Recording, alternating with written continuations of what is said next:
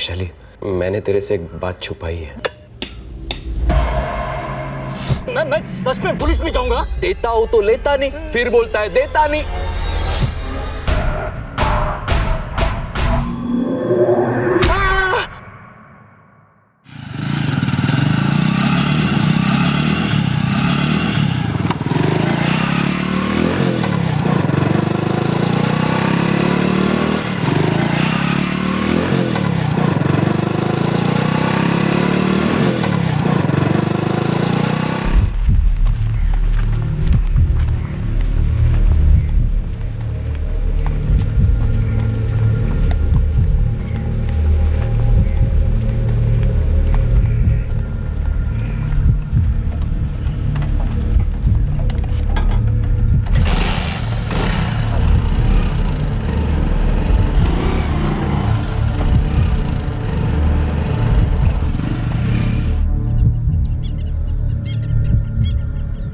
नितिन, चिलम बरोबर। अरे घाई कसली है, पहले दारू का नशा तो चढ़ने दे, फिर चिलम फूकते। तुझा फोन दे जरा। मेरे फोन की बैटरी डाउन है। तेरी डाउन है तो मेरी पूरी मर गई है यार। इतने जल्दी में बुलाया तूने, चार्ज भी करने नहीं दिया, पूरा डेढ़ है। देख चल ना, कोई वांदा नहीं, मैं एक फोन करके आता हूँ। हाँ,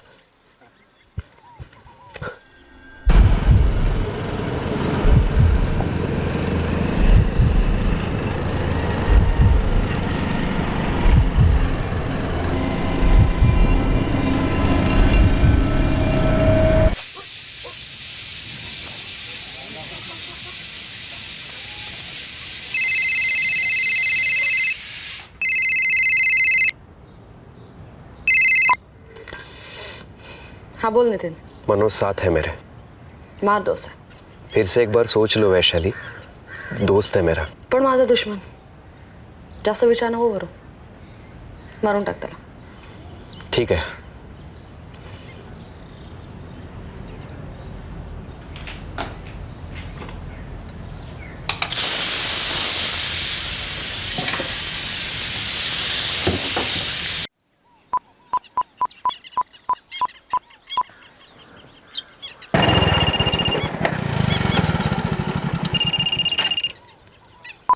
बोल। कुठे पोहोचलास? 5 मिनिट दूर हूँ। जल्दी है।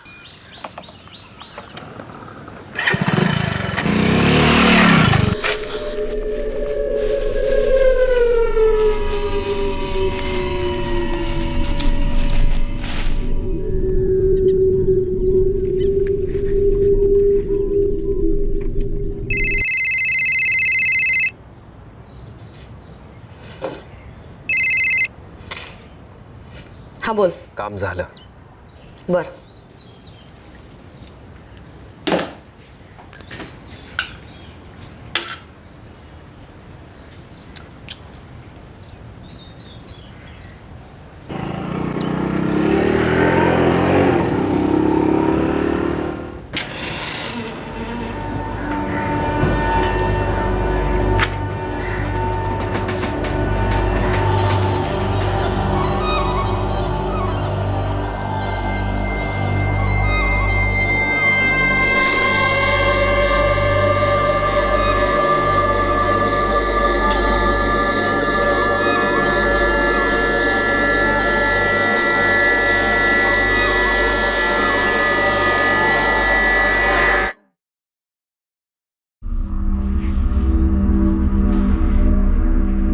मावशी शोधतोय आम्ही त्याला। देखिए, फोन रिकॉर्ड के हिसाब से 14 सितंबर को मनोज आप ही के काशीबाई चौल में था और उसके बाद से उसका फोन बंद आ रहा है। पण साहेब, आज 2 दिवस झाले, मेरे भाई का अब तक कुछ पता ही नहीं चला। साहेब, भले ही वो दिन भर बाहर रहता है, लेकिन रात में घर आता ही आता है। दिन भर कहाँ होता है ये तो बताता नहीं होगा ना। काम वाम तो कुछ करता नहीं था। पूरी चौल में फेमस था गंजेड़ी होने के लिए, दारू पी के दंगा करता था। हाँ साहब, हम मना नहीं कर रहे हैं, लेकिन जैसा भी है आखिर है तो इंसान ही ना। और अब उसने ये सारे लफड़े काफी कम कर दिए हैं, नौकरी पे भी जाने लगा है। मैं हाथ जोड़ता हूँ साहब, माझ्या भावाला शोधून काढा। अरे शोधतोय बाबा, लेकिन इन सब में टाइम तो लगता है ना। देखो, जैसे ही हमें कोई खबर मिलेगी हम लोग आपको कॉल करके बता देंगे।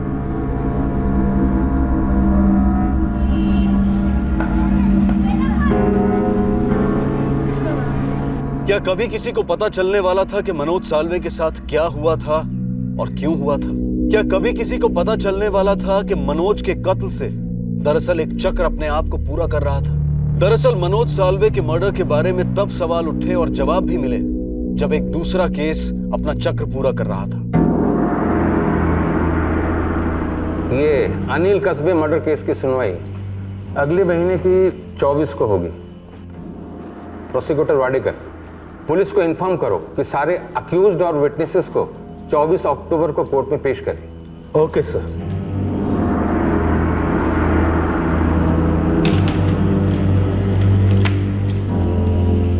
तीन आरोपी थे हो साहेब, शेखर मेश्राम, मुजीब शेख आणि मनोज साल्वे। ये फाइल क्राइम ब्रांच को भेज दो और इंस्पेक्टर संदीप चिखलेकर से कहो कि 24 अक्टूबर को अनिल कस्बे केस की हियरिंग शुरू होने वाली है।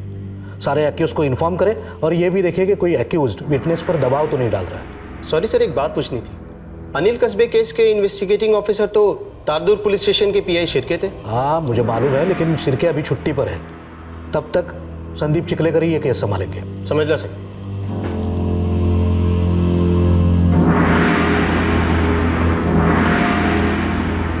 सर, नागेश, ये 1 साल पुराना मर्डर केस है। 3 आरोपी थे, शेखर मेश्राम, मुजीब शेख और मनोज साल्वे, जिसमें से मेश्राम को जमानत नहीं हुई, बाकी 2 बाहर है। मुझे इन तीनों के अपडेट्स चाहिए। हो सर। अगले महीने से केस की सुनवाई शुरू हो रही है। डीसीपी साहब ने कहा है जमानत में बाहर मुजीब शेख और मनोज साल्वे, इनके अपडेट्स लो और उन्हें रोज तारदुर्ग पुलिस स्टेशन में हाजिरी देने के लिए बोल देना। जी सर।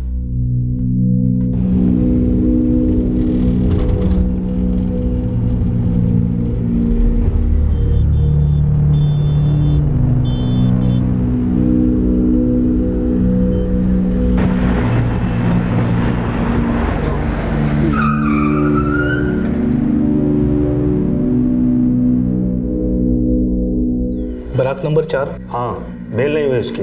शेखर मेश्राम मिलना है उससे।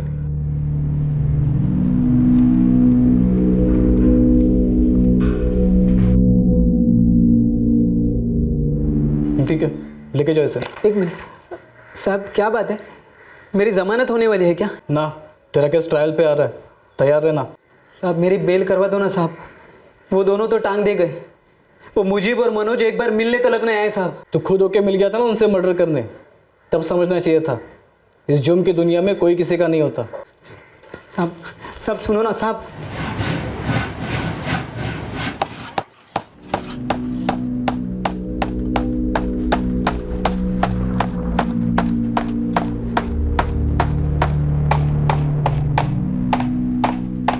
मुजीब शेख। आप कौन? Crime branch. क्या हुआ साहब? अगले महीने के 24 तारीख से तुम्हारे केस की सुनवाई शुरू हो रही है। तारदुर्ग पुलिस स्टेशन में जाके रोज हाजिरी लगा रहे हो ना? जी साहब। एक भी दिन छूटा ना मुझे तो तुम्हारा काफी कुछ छूट जाएगा। क्या समझे? समझा साहब, समझा।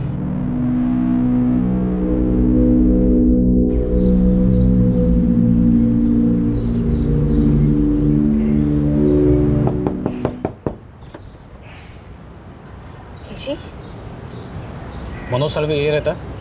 हाँ, आप? Crime branch. मिल गया मनोज? कहाँ गया मनोज? साहब यही तो मैं रोज पुलिस स्टेशन जाके पूछती हूँ, लेकिन कोई कुछ कहता ही नहीं, बताता ही नहीं मेरा लड़का कहाँ है। आपके बेटे को पुलिस ढूंढ रही है। हाँ। देखिए, अगले महीने मनोज के केस की सुनवाई है। उसे बोलो तारदुर्ग पुलिस स्टेशन में जाके रोज हाजिरी लगाए। अगर नहीं गया ना तो उसकी हालत बहुत खराब हो जाएगी। हालत तो आमची खराब है साहब। पिछले 2 हफ्तों से मनोज का कोई पता नहीं। पता नहीं क्या हो गया है मेरे बेटे को। लेकिन गुप्ते, उसका फोन 2 हफ्ते से ऑफ है। आप लोगों को और कोई भी सुराग नहीं मिला? डिटेल सारी निकाली थी नागेश। ये मनोज होटल में वेटर का काम करता है। 1 नंबर का गंजेड़ी और बेवड़ा इंसान है। कहाँ कहाँ नहीं ढूंढा उसे, लगता है फरार हो गया कहीं। फरार है तो खोद दो पूरा इलाका और उसका इतिहास भी, घसीट कर लेकर इस मनोज को। सिर्फ 3 हफ्ते है हमारे पास। एक काम करो, मुजीब को उठाकर लेकर आ, उसकी बेल कैंसिल करने की एप्लीकेशन कोर्ट में डाल दो। नागेश, 24 अक्टूबर को इन तीनों को कोर्ट में सुनवाई के लिए हमें हाजिर करना ही है। साहब हम लोग हफ्ते में 1-2 बार बैठते ही बैठते थे।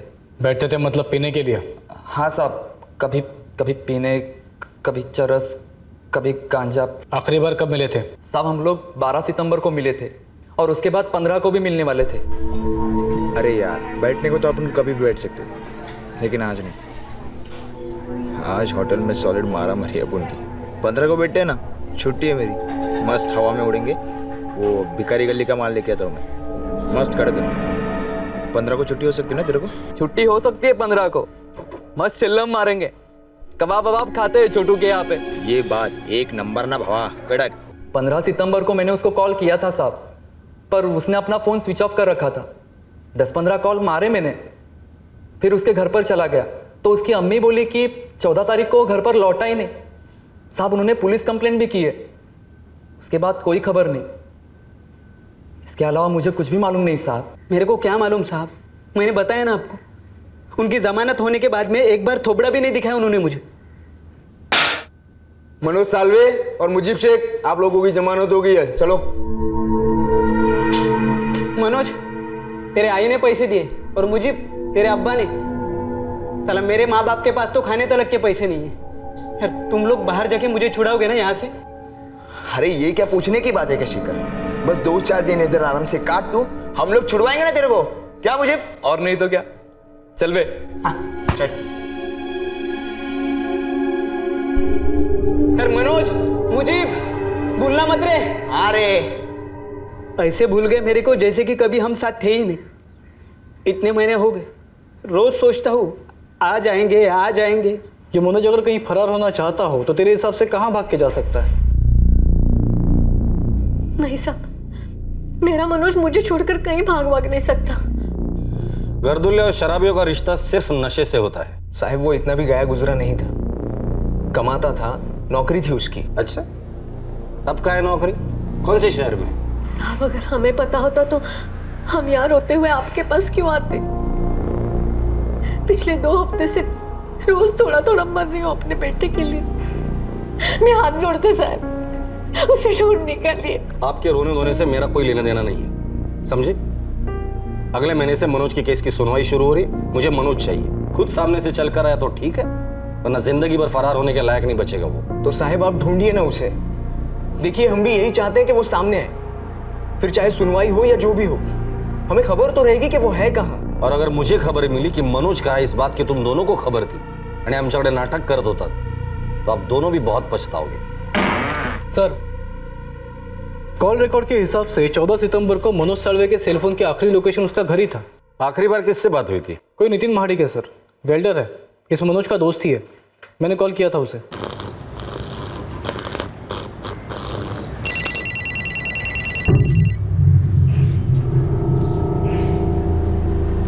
हेलो, इस नितिन महाडिक को अभी के अभी बुलवाया है मैंने।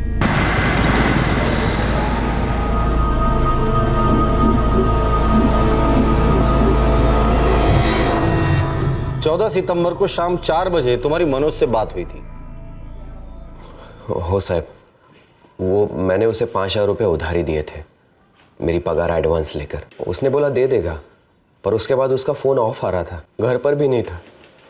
साहब मैं बहुत परेशान हूँ, मेरे पैसे लेकर भाग गया साहब। कहाँ भाग गया तेरा दोस्त? साहब अगर मुझे पता होता तो मैं खुद जाकर उससे पैसे नहीं ले लेता।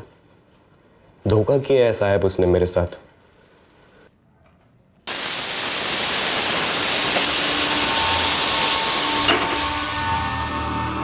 ठीक है, जाओ। Bye bye bye. हात पकड कर त्याचा, सोडू नको।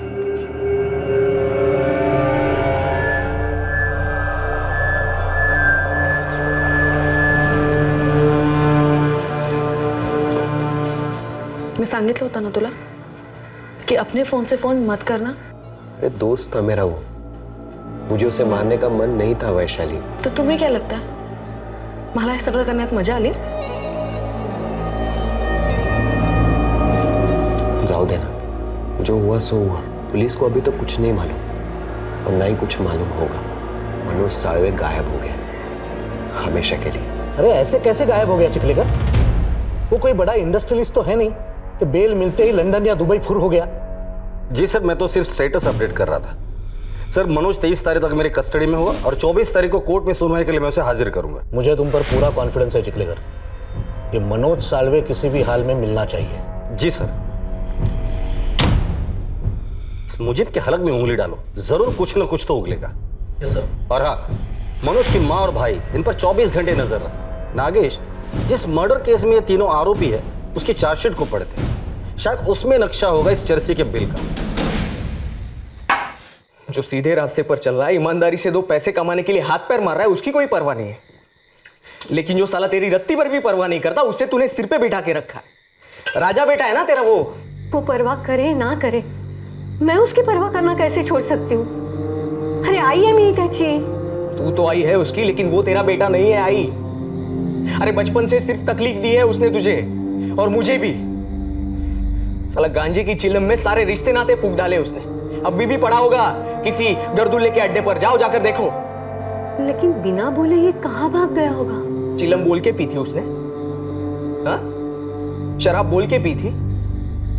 साला वो मर्डर बोल के किया था जो अब बताकर भागेगा। जरूर उसे किसी ने फंसाया होगा। अरे आई अपने आंखों से ये पट्टी कब उतारेगी तू? उसके मर्डर केस की सुनवाई है कुछ दिनों में, पता है उसे। इस बार लंबा अंदर जाएगा वो, कम से कम 10-15 साल। इसीलिए अंडरग्राउंड हुआ है तेरा लाडला।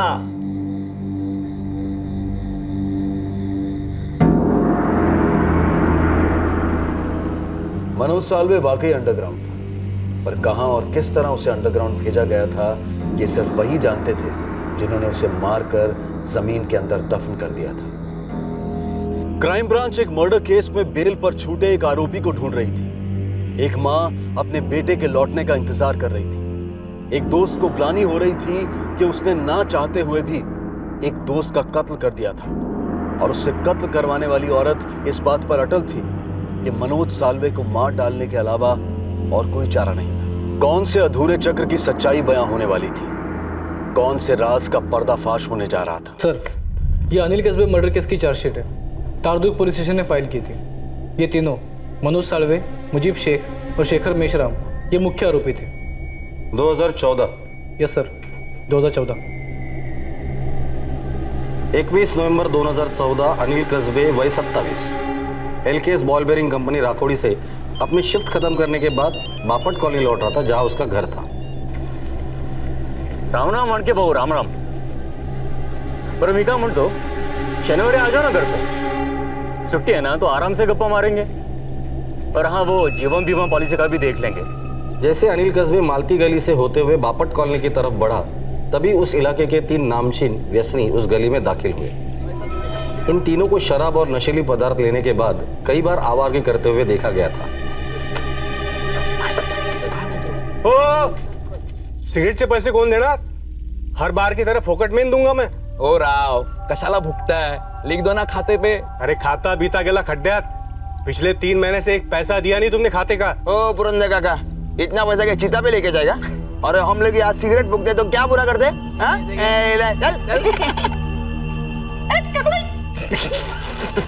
मनोज, शेखर, बघा रे, संत मानुस, सीधा काम से घर, मेहनत की कमाई अपने बीवी के पैरों पर रखने वाला संत आदमी वे।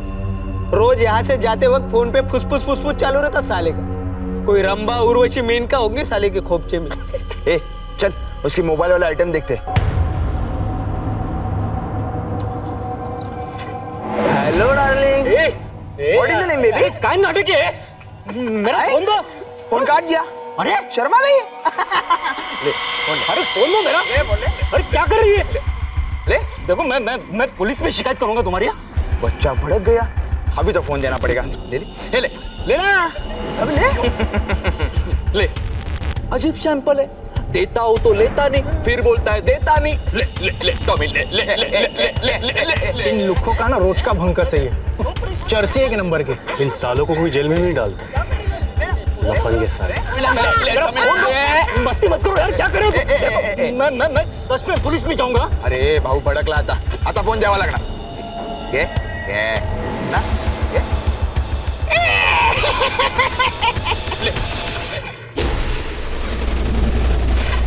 तो मेरा फोन दो, नहीं तो तुम्हें भी लाफा दूंगा मैं लास्ट टाइम बोल रहा हूँ, मेरा फोन दो. मला मारलंस तू?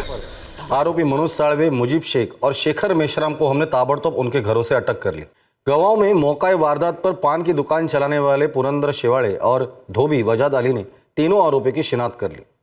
पोस्टमार्टम रिपोर्ट के अनुसार किसी भारी चीज से मारे जाने से ब्रेन हैमरेज हुआ, जिसके कारण अनिल कस्बे की मौत हुई थी। तीनों आरोपियों पर धारा 302 और 120 बी लागू की गई है और अनिल का शव उसकी पत्नी प्रियंका कस्बे के हवाले कर दिया गया। सर, ये मुजीब शेख को बहुत तोड़ा, लेकिन लगता नहीं कि उसे कुछ मालूम है ये मनोज साल्वे कहाँ छुपा है। हो सकता है कि मुकदमे के पहले ही मनोज को भनक लग गई है कि उसके और उसके दोनों साथीदारों के खिलाफ तगड़ा केस बनेगा। मनोज की माँ बता रही थी कि मनोज घर से 14 सितंबर को बाइक लेकर निकला था, लेकिन उसकी बाइक कहीं नहीं मिली सर। हमने सब जगह ढूंढा, बाइक का एक पुर्जा तक नहीं मिला। ये माँ बेटे यशोदा साळवे और प्रवीण साळवे इस मनोज के बारे में कुछ न कुछ तो हमसे छुपा रहे हैं।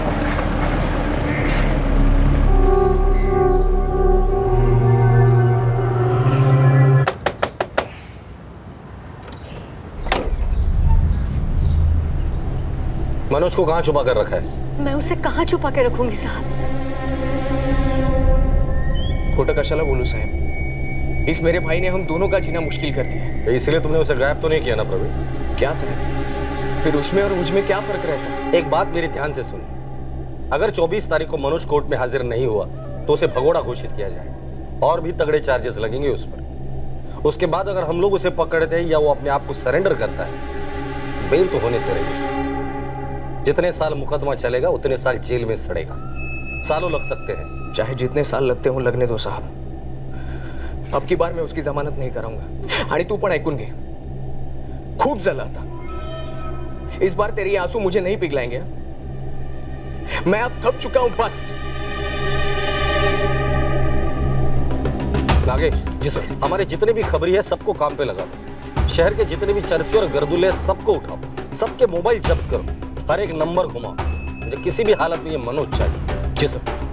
जाहिर सी बात थी कि सारी कोशिशों के बावजूद क्राइम ब्रांच ना मनोज साल्वे को खोज पाई थी और ना ही उसकी बाइक को। उन्हें जरा सा भी अंदाजा नहीं था कि उनके टारगेट को कई दिनों पहले कत्ल करके दफना दिया गया था, बाइक समेत। दूसरी तरफ सुनवाई की तारीख आई, मनोज को भगोड़ा घोषित किया गया और कुछ महीने और बीत गए। सॉरी सर, हमसे जो हो सकता था वो सब हमने किया। इस मनोज साल्वे के डिटेल्स सारे स्टेट में भी भेजे थे और कहीं से कोई रिप्लाई नहीं। 125 करोड़ लोगों का देश है हमारा, 29 राज्य, 7 यूनियन टेरिटरीज।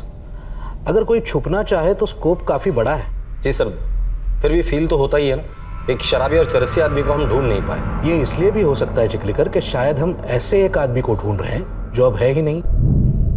मतलब सर? मेरा मतलब है कि ये मनोज साल्वे खुद से होकर गायब नहीं हुआ है, गायब कराया गया है। शायद वो भागा नहीं है, बल्कि उसे मार दिया गया है। क्यों सर? उसे कोई क्यों मारेगा? अब इसी का इन्वेस्टिगेशन करो कि मनोज साल्वे का कत्ल करने का कारण किसके पास था।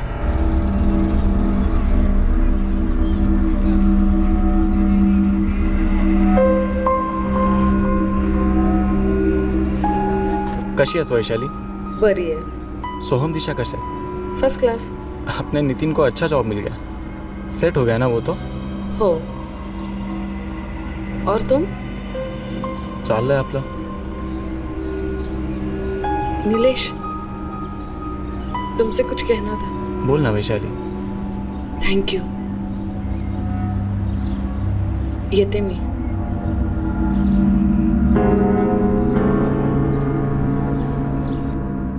नागेश, डीसीपी सर को लगता है कि मनोज जिंदा ही नहीं है। हमने इस एंगल के बारे में सोचा ही नहीं, पर ऐसा हो भी तो सकता है। जी सर।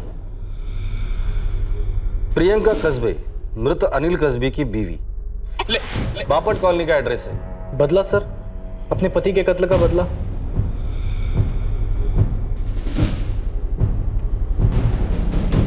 हाँ सर, मैंने भी सुना है उस मर्डर के बारे में, लेकिन हमें यहाँ आके 1 ही साल हुआ है। यहाँ पुराने लोगों में से कोई है जो उसके बारे में बता सकता है? हाँ, वो उषा ताई है ना, वो आपको सब बताएगी। अगदी देवासारखा माणूस होता बघा, मगर उन लड़कों ने बड़ी बहरेमे से मार डाला उसको। उसकी बीवी प्रियंका कहाँ है? वो मर्डर के बाद अपने बेटे को लेकर यहाँ से चली गई। कहाँ? बता कर तो नहीं गई, पता नहीं कहाँ चली गई। आपके पास नंबर है उसका? वो आहे ना, मेरे मोबाइल में है, लेके आती हूँ। सर, ये नंबर एग्जिस्ट नहीं कर रहा। मोबाइल सर्विस प्रोवाइडर को कांटेक्ट करो और इस नंबर के पुराने डिटेल्स निकालो, शायद कुछ लीड मिल जाए। जी सर। और हाँ, IMEI नंबर भी मंगाओ। हो सकता है प्रियंका ने नंबर ही चेंज किया हो, पर इंस्ट्रूमेंट शायद वही हो। सर IMEI नंबर ट्रैकिंग पे डाल दिया है, लेकिन कॉल रिकॉर्ड से एक अच्छी लीड मिली है। कौन है? कोई अरविंद खरे, गिफ्ट शॉप चलाता है। ये प्रियंका कस्बे इसके यहाँ पे काम करती थी। हस्बैंड के ऑफ होने के बाद वो अकेली पड़ गई थी, 4 साल का बच्चा भी संभाल रही थी, इसलिए यहाँ के पगार में उसका कुछ हो नहीं रहा था। अब प्रियंका कहाँ है, कुछ पता है? मैं उसके टच में नहीं हूँ साहब। उसका पुराना नंबर भी चेंज हुआ है। मैंने तो उसका पुराना नंबर भी शायद डिलीट कर दिया है। एकदम कट टू कट आदमी हूँ। और कोई यहाँ काम करता है जो अभी भी उसके टच में हो? नागपुर। नागपुर? नागपुर साहब, वो नागपुर शिफ्ट होने की बात कर रही थी। तब मैंने मेरे उधर के एक दोस्त का नंबर उसको दिया। उसको उसकी साड़ी के शोरूम में एक सेल्स गर्ल चाहिए थी। अब पता नहीं साहब कि प्रियंका ने उसको कांटेक्ट किया या नहीं। वो हम पता कर लेंगे। आपके पास नागपुर वाले दोस्त का नंबर तो होगा ना?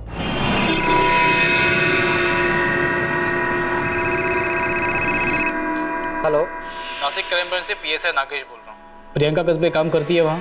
जी बिल्कुल करती है। बात कराओ आपकी? जी नहीं, उसे मत बताना कि हमने फ़ोन किया था। ठीक है जी। अभी के लिए आप मुझे प्रियंका का मोबाइल नंबर दीजिए।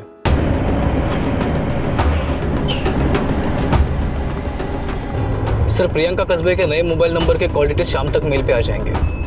पहले मिलते हैं उसे फेस टू फेस, देखते हैं कितनी देर तक आंखों में आंखें डालकर बात करती है और कब आंखें चुराती है। मनोज साळवे नाम है उसका। ये नाम सुना था पुलिस के मुंह से। वो उन तीनों में से एक है ना? जी, मनोज को जमानत मिल चुकी है। क्या ये बात आपको पता है? नहीं पता सर, और जानकर भी मैं क्या करती। आखिर दर्द से किसी को जमानत मिलती है क्या?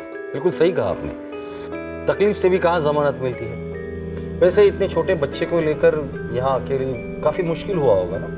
कोई रहता है क्या यहाँ आपका? नहीं, यहाँ कोई नहीं रहता। तो आपका बेटा कहाँ रहता है? जब अनिल को मार दिया गया था तब मेरा बेटा सिर्फ 4 साल का था।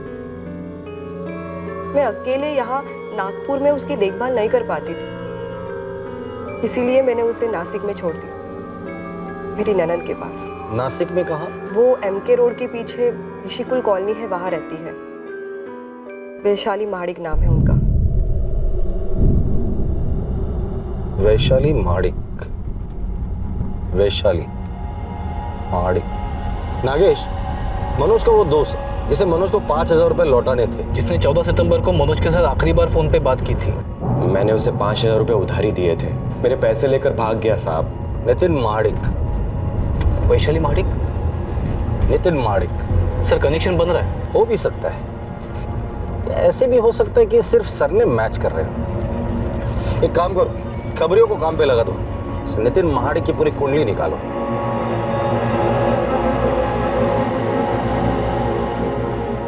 साहब, ये नितिन माड़िक की फाइल है। मर्डर केस में अंदर था, अब जमानत पे बाहर है। क्या?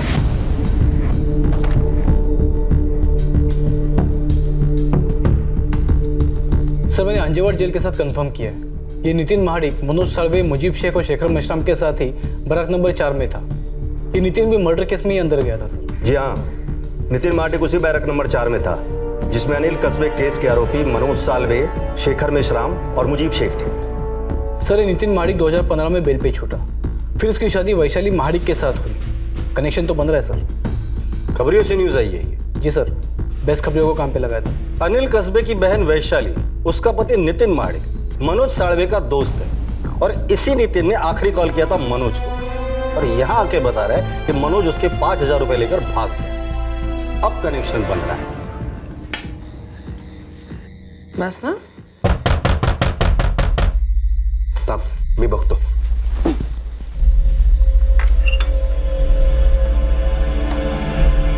जी सर, आप इस वक्त? बुरा वक्त पूछकर कब से आने लगा नितिन माड़िक? बराक नंबर 4, अंजेवाड़ जेल। काय झालं साहेब? हुआ तो बहुत कुछ है, अब सिर्फ पता ये करना है क्या इत्तेफाक था और क्या साजिश थी। साहब, लक बाय चांस हुआ है। मनोज तो मेरा बहुत अच्छा दोस्त है, अब मैं आपको कैसे बताऊं? सीधे सीधे बता दे, वरना बुलवाऊंगा। देखो, हमें यकीन तो नहीं, लेकिन शक है कि मनोज साळवे अब जिंदा नहीं है, और उससे भी गहरा शक ये है कि तुम दोनों को पता है कि उसके साथ क्या हुआ, कब हुआ, कैसे हुआ और क्यों हुआ। शायद तुम दोनों को सब कुछ पता है। अरे साहब, मैंने बोला ना, मुझे मनोज के बारे में कुछ भी नहीं मालूम। ऊपर से वो मेरे 5,000 रुपए लेकर भाग गया है। बोल गोविंद, क्या स्टोरी है इस वैशाली की? साहब, ये वैशाली का पति 5 साल पहले मर गए। उससे उसको एक बेटी है, दिशा। वैशाली का भाई अनिल कस्बे, उसने वैशाली को संभाला और दिशा को भी बड़ी करने में काफी मदद की। और फिर अनिल का मर्डर हो गया। तब ये वैशाली का अफेयर नीलेश परब से हुआ। साहब, ये नीलेश वैशाली से शादी करने वाला था, लेकिन वैशाली को दूसरा हीरो मिल गया, मतलब ये नितिन महाडिक। साहब, ये नितिन वैशाली के पहले पति का दोस्त है। ये मनोज सालवे के मर्डर की क्या खबर है तेरे पास गोविंद? वैसे कोई डायरेक्ट खबर नहीं है, लेकिन एक बात है, ये जो नीलेश है वो नितिन का भी दोस्त है और वैशाली के भी टच में। मतलब ये सब एक दूसरे से मिलते रहते हैं। अरे नहीं साहब, लक बाय चांस हुआ है कि हम लोग एक दूसरे से जुड़े हुए हैं। कसम से बोल रहा हूँ, हमें नहीं पता कि मनोज कहाँ है।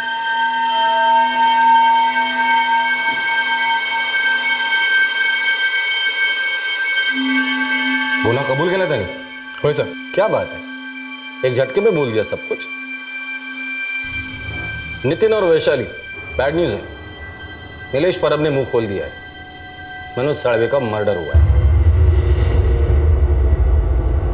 होशियार है नीलेश, उसे पता था मुंह तो खोलना ही है, तो पीटने के पहले ही बोल दो। अब तुम लोग डिसाइड करो, तुम लोग होशियार हो या बेवकूफ। मुंह खोल दो। इंस्पेक्टर साहब, नितिन और नीलेश ने वही किया जो मैंने उन्हें करने को कहा। क्या करने के लिए कहा था? मनोज साळवे का मर्डर। क्यों मरवाया उसे? मेरे पिता समान अनिल दादा को मार दिया उसने। क्यों? ऐसे टाइम पास में। क्या गलती थी मेरे दादा की? कुछ भी नहीं। काम से घर लौट रहे थे बस, और मार दिया। वो थप्पड़ नहीं मारता था ना तो कांड ही नहीं होता, हाई शपथ नहीं होता, और हम यहाँ नहीं होते। कोई पुराना लफड़ा था क्या? अबे नहीं, नाम तलक नहीं मालूम था उसका। वो सब कांड हो जाने के बाद पता चला कि बापट कॉलोनी का कोई अनिल कस्बे था। क्या? अनिल कस्बे?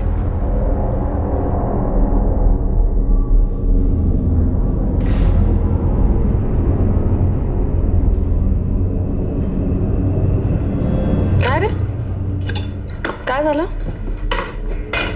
वैशाली, तेरे अनिल दादा के साथ जो हुआ, क्यों हुआ ऐसे?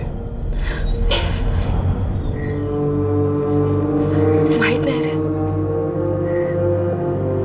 मेरे सीधे साधे अनिल दादा को इतनी बुरी तरह से मार डाला। क्यों? क्या मिला उन्हें मेरे अनिल दादा को मारकर? वैशाली, मैंने तेरे से एक बात छुपाई है। मैं जब जेल में था, वो तीनों भी जेल में थे जिन्होंने अनिल दादा का मर्डर किया। हम लोग एक ही बारात में थे, बहुत अच्छी दोस्ती हो गई थी हमारी। क्या होगा? और जिसने अनिल दादा को पत्थर मार के मार दिया, वो मनोज सालवे। उसकी और मेरी बहुत अच्छी दोस्ती बन गई है। ये इत्तेफाक नहीं था साहब, साजिश थी। मेरी नहीं, मेरे तकदीर की। तकदीर नहीं मुझे ये मौका दिया, मेरे दरवाजे पर दस्तक दी। बोले कि ये ले वैशाली, तुझे एक मौका दे रही, ले ले अपने भाई की मौत का बदला, पूरा कर दे अधूरा चक्र। मेरा शिकार मनोज साळवे बेल पर छूटा था, और मेरे पास एक हथियार नहीं, दो हथियार थे, नितिन और नीलेश।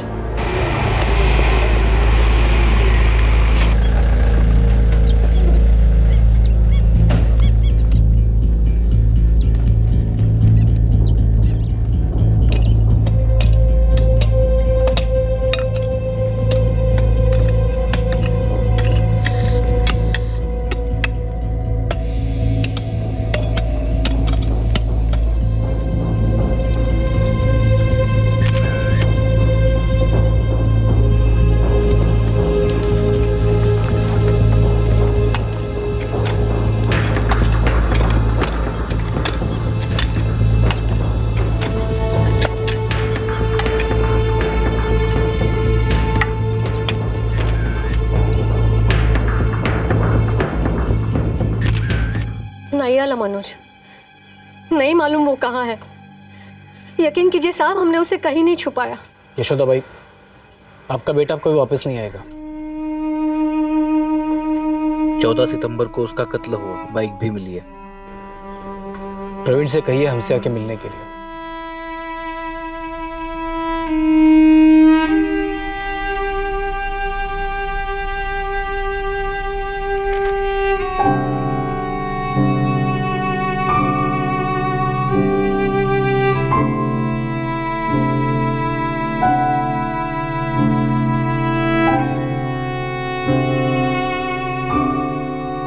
ये चक्र पूरा करना जरूरी था वैनी।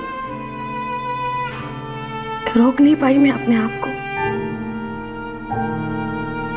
अनिल दादा मेरे लिए मेरे पापा से भी बढ़कर थे। तुम्हारे अनिल दादा मेरे लिए और सोहम के लिए सब कुछ थे वैशाली। जैसे जैसे दिशा के लिए तुम सब कुछ थी।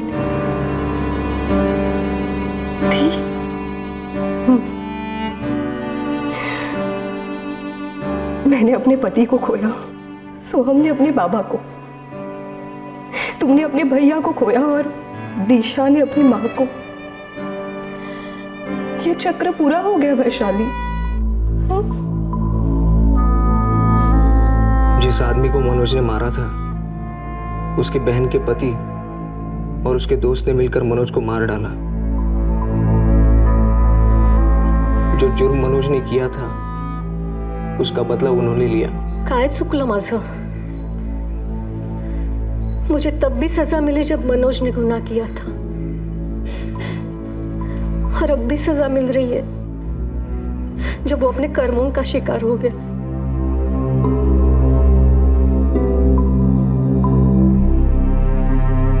न्याय हर पीड़ित का अधिकार है, पर क्या प्रतिशोध न्याय हो सकता है? क्या प्रतिशोध उस चक्र को पूरा कर सकता है जो जुर्म से मिली हुई पीड़ा को मिटा सके?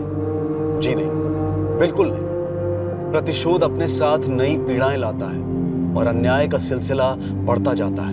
मुजरिमों को सजा देने के लिए कानून और सिर्फ कानून सक्षम है, पर जुर्म से मिले हुए दर्द से जायज तरीके से निपटने के लिए हम सबका सक्षम होना जरूरी है। शोक और मातम कानून की दहलीज में रहकर ही मनाया जा सकता है, साथ ही साथ संतुलन की दहलीज भी पार नहीं की जा सकती। बदले का जुनून कभी सुकून नहीं दे सकता। वैशाली की बेटी अब प्रियंका के साथ नागपुर में रहती है, जहां प्रियंका अब अपने बेटे सोहम को भी संभाल रही है। वैशाली नितिन और नीलेश पर आईपीसी की धारा 302 के तहत हत्या के लिए, धारा 201 के तहत सबूत मिटाने के लिए, धारा 364 के तहत कत्ल के इरादे से बंदी बनाने के लिए और धारा 34 के तहत कॉमन इंटेंशन के चार्जेस लगाए गए हैं। तीनों फिलहाल जुडिशियल कस्टडी में हैं। कल रात आपसे फिर मुलाकात होगी एक नए केस के साथ सीआईडी के एपिसोड के बाद। तब तक सुरक्षित रहें, सतर्क रहें और देखते रहें क्राइम पेट्रोल सतर्क। सबक एक को सीख हम सबको। जय हिंद। क्राइम पेट्रोल के और भी दिलचस्प कहानी देखने के लिए हमारे चैनल को सब्सक्राइब करें और बेल आइकॉन दबाना न भूलें।